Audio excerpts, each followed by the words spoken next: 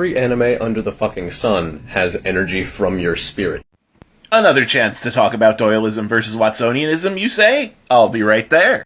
So that video was talking about the spiritual pressure mechanic of bleach. For those of you who don't know, if you don't have a certain degree of spiritual pressure, not only can you not hurt someone who is more powerful than you, you'll just be disintegrated by being in their vicinity. And the argument here is that Goku would be absolutely disintegrated in the face of any Shinigami because he has no spiritual pressure. He is just a living being. And he's correct, from a Watsonian point of view.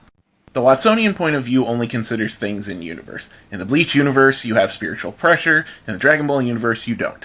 Since in the Bleach universe, it's canonical that if you don't have a high enough spiritual pressure, you'll just get disintegrated by someone who has a high enough spiritual pressure, then that means that people from the Dragon Ball universe who have none should be disintegrated. That's the logic there.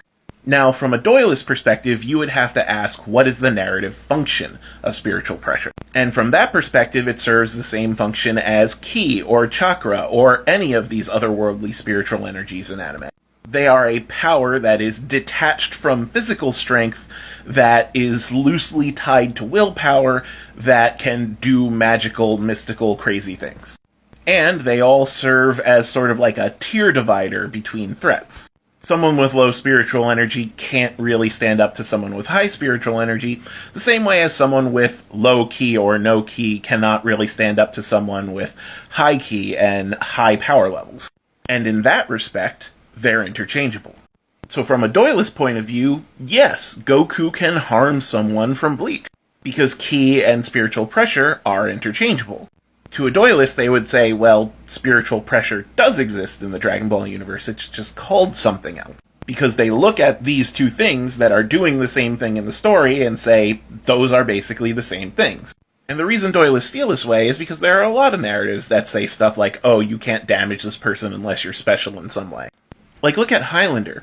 In Highlander, you can only die if your head is cut off by another immortal. Which, from a Watsonian point of view, means that Highlanders would literally never lose to anyone else.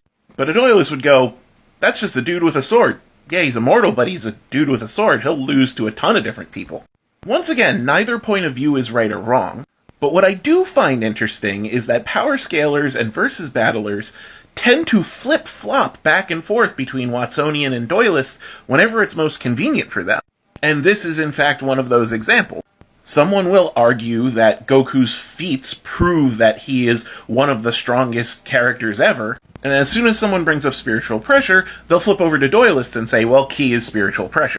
You can't have your cake and eat it too.